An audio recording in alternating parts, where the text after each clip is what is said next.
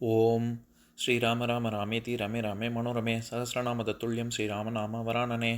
உலகம் யாவையும் தாமுழா வாக்கலும் நிலைபெறுத்தலும் நீக்கலும் நீங்களா அழகிலா விளையாட்டுடையார் அவர் தலைவர் அன்னவர் சரண் நாங்களே. எத்திர எத்திர ரகுநாத கீர்த்தனம் தத்திர தத்திர கிருத்தமாஸ்தகாஞ்சலிம் வாஷ்பவாரி பரிபூர்ணலோச்சனம் மாருதிம் நமது ராட்சசாந்தகம். அஞ்சிலே ஒன்று பெற்றான் அஞ்சிலே ஒன்றை தாவி அஞ்சிலே ஒன்று ஆறாக ஆரியர்க்காக ஏகி அஞ்சிலே ஒன்று பெற்ற அணங்கை கண்டு அயலாரூரில் அஞ்சிலே ஒன்றை வைத்தான் அவன் எம்மை அழித்துக் காப்பான்.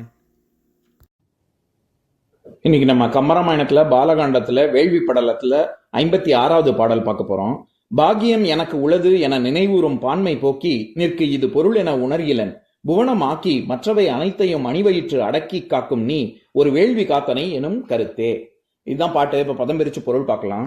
புவனம் ஆக்கி அனைத்து உலகங்களையும் பிரம்மனாய் இருந்து படைத்தும் மற்ற அதன் பின் ஊழி பெருவெள்ள காலத்தில் அவை அனைத்தையும் அணிவயிற்று அடக்கி காக்கும் நீ அவ்வுலகத்து இயங்கியல் நிலையியல் பொருள்கள் அனைத்தையும் நின் அழகிய திருவயிற்றில் அவை அழிவுறா வண்ணம் அடக்கிக் கொண்டு திருமாலாய் இருந்து காப்பாற்றுவாய். அத்தகு பெருமைக்குரிய நீ ஒரு வேள்வி காத்தனை நான் செய்த இவ்வேள்வியினை இடையூறு வாரா வண்ணம் பாதுகாத்தாய் எனும் கருத்து பாக்கியம் எனக்கு உளது என என்று உலகத்தவர் எண்ணும் எண்ணத்தால் இத்தகையது ஒரு பெரும் பேறு நானே பெற்றேன் என நினைவுறும் பான்மை போக்கி நினைப்பதே அல்லாமல் நிற்கு இது பொருள் என உணர்கிலேன் உனக்கு இச்செயல் ஒரு பொருளாகும் என்று நான் எண்ணவில்லை. இப்ப நம்ம இந்த பாட்டில் இருக்கக்கூடிய நயங்களை பார்க்கலாம். அதாவது இந்த பாட்டின் மூலமா கம்பர் சொல்ல வர்ற கருத்து என்ன? ராமனுடைய பரத்துவ நிலையை தன்னுடைய மனத்தில் இருத்தி கம்பர் சொல்றாரு. ஆனா விஸ்வாமித்திரனின் வாக்கு மூலமாக கம்பர் அதை தெரிவிக்கிறாரு. என்ன தெரிவிக்கிறாரு? உபச்சார வார்த்தைகள் பொழிகிறாரு. அதாவது ஊழிக்காலத்துல உலக ஒடுக்கி திருவயிற்றுக்குள்ளே திருமால் எப்படி காப்பாத்துறாரோ, ஏன்னா திருமாலுடைய அம்சம்தான் ராமன் விஸ்வாமித்திரருக்கு தெரியாதா, அதனால அவர் அப்படி சொல்றாரு. உலகத்தையே நீ காப்பாத்துவ, அது ஒரு பெரிய அதையே பண்ணும் பொழுது ஒரு வேள்வியை காப்பாத்துறதெல்லாம் ஒரு விஷயமா உனக்கு அப்படின்னு சொல்றாரு. இத வந்து கம்பர் 3 விதமா அணுகிறாரு. ஒண்ணு, உலகத்தவருடைய பார்வை. இந்த ராமன் வேள்வியை அரக்கர் இடையூறு செய்யாத வண்ணம் காப்பாத்தியது அப்படிங்கறது உலகத்தவர்கள் எப்படி பாக்குறாங்க, ராமன் அதை எப்படி பாக்குறான், விஸ்வாமித்திரர் எப்படி பாக்குறாரு அப்படிங்கிற 3யுமே இந்த ஒரு பாடல்ல வச்சு சொல்றாரு. என்ன? அதாவது வேள்விய அரக்கர்கள் எல்லாம் கொண்டு விஸ்வாமித்திரர் நல்லபடியா நிறைவேற்றி முடித்தார்ல அப்படிங்கிறது உலகத்தவர்களை பொறுத்த வரைக்கும் ஒரு செய்தி தான் அது. ஆனா ராமனை பொறுத்த வரைக்கும் அது என்னது? அவன் உலகத்தையே தன்னுடைய வயிற்றுல வச்சு விஷ்ணுவாக இருந்து காப்பாத்துறதுனால இது வேள்வியை காப்பாத்துறதுலாம் அவனுக்கு ஒரு பொருட்டே இல்லை. ஏன்னா இங்க ஒன்று அப்படின்றது நான் ஏற்கனவே சொல்லியிருக்கேன், அது ஒரு அப்படிங்கிற எண்ணையும் குறிக்கும். இதெல்லாம் ஒரு விஷயமா அப்படின்னு ஒரு சிறுமைப்படுத்துறதுக்கும் சொல்ல முடியும். அப்படிதான் ராமருடைய பார்வை. ஆனா விஸ்வாமித்திரனுடைய பார்வை எப்படி இருக்கு? தனக்கு ஒரு பாக்கியம் எனக்கு உள்ளது அப்படின்னு சொல்றாரு. அது ஒரு பெரும் பேராக கருதுகிறார். இதுல திருமாலினுடைய வயிறு அப்படின்னு சொல்றதுக்கு அணி வயிற்று அடக்கி அப்படின்னு சொல்றாரு. அணின்னா அழகுன்னு ஒரு அர்த்தம் இருக்கு. அதாவது அழகிய அழகிய வயிறு அப்படின்னு. எப்படி வயிறு எப்படி அழகா இருக்கும் அப்படின்னு கேட்டா, உலக எதுவுமே நன்மைக்காக செய்யறது எப்பவுமே அழகுதான். அது பார்க்கறதுக்கு நன்மை பயக்குதா தீமை பயக்குதா அப்படிங்கிறத பொறுத்து தான் அழகா இருக்கா கன்றாவியா இருக்காங்கிறதே நம்ம சொல்ல முடியும். அது பார்க்குற பார்வையில தானே இருக்கு என்ன நன்மை இருக்குன்னு. உலகத்தையே காப்பாத்துறதுனால அதை ரொம்ப அழகிய வயிறு அப்படின்னு அணி வயிற்று அப்படின்னு சொல்றாரு. இதையே நம்ம ஒப்பிட்டு பார்க்கலாம். அதாவது 4000 திவ்ய பிரபந்த பாசுரங்கள் 2 பாசுரம் சொல்றேன், அதுல இருந்து ஒப்பிட்டு பார்க்கலாம். பெரியாழ்வாருடைய திருமொழியில முதல் 10ல 9ஆம் திருமொழியில 7வது பாடல், அதை படிக்கிறேன் கேளுங்க.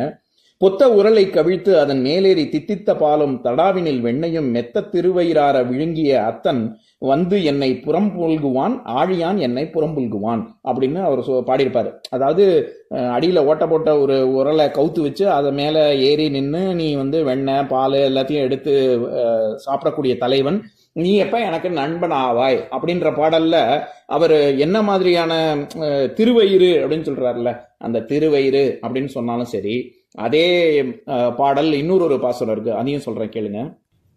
குலசேகர ஆழ்வாருடைய ரொம்ப பிரபல்யம் கொண்ட பாசுரம். அதாவது திருக்கண்ணபுரத்து ராமனுக்கு வந்து தாலாட்டு பாடுற மாதிரி அமைந்த பாடல், அதையும் படிக்கிறேன் கேளுங்க. மண்ணு புகழ் கோசலைதன் மணிவயிறு வாய்த்தவனே தென்னிலங்கை கோன்முடிகள் சிந்துவித்தாய் செம்பொன் சேர் கண்ணினன்மா மதில் புடை சூழ் கணபுரத்தின் கருமணியே என்னுடைய இன்னமுதே ராகவனே தாளேலோ அப்படின்னு பாடக்கூடிய தாலாட்டு பாட்டுலையும் வயிறை சொல்லும் பொழுது மணி வயிறு வாய்த்தவனே அப்படிங்கிறாரு. அங்கே மணிவயிறு அப்படின்னு குலசேகர ஆழ்வார் சொல்றதாக இருக்கட்டும், இல்லாட்டி பெரியாழ்வாருடைய திருவயிறு அப்படின்னு சொல்றதாக இருக்கட்டும், இல்லாட்டி கம்பர் இந்த பாட்டில் சொல்லக்கூடிய அணிவயிற்று அடக்கி அப்படின்னு அணிவயிறு அப்படின்னு சொல்றதாக இருக்கட்டும், இது எல்லாமே மிகவும் அழகு பொருந்திய வயிறு அப்படின்னு உலகத்தை காப்பாற்ற பத்தி சொல்றது தான். இப்ப நான் பாட்டை இன்னொரு தடவை படிக்கிறேன் கேளுங்க.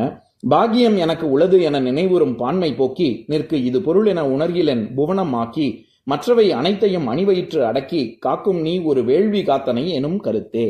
இன்னொரு நாள் இன்னொரு பாட்டு பார்க்கலாம். ஓம் சாந்தாகாரம் புஜகசயனம் பத்மநாபம் சுரேஷம் விஸ்வாதாரம் ககனசத்ரசம் மேகவர்ணம் சுபாங்கம் லக்ஷ்மீகாந்தம் கமலநயனம் யோகி ஹிருத்யானகம்யம் வந்தே விஷ்ணும் பவபயஹரம் சர்வலோகைகநாதம்.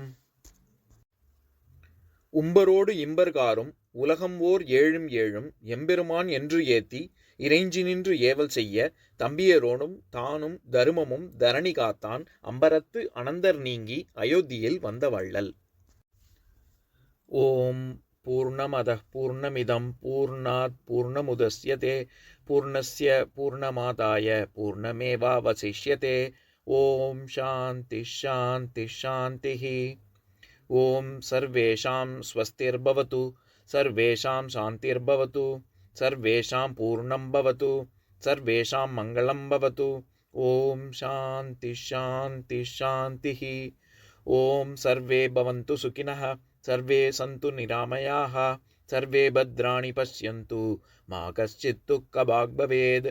ஓம் சாந்தி சாந்தி சாந்திः.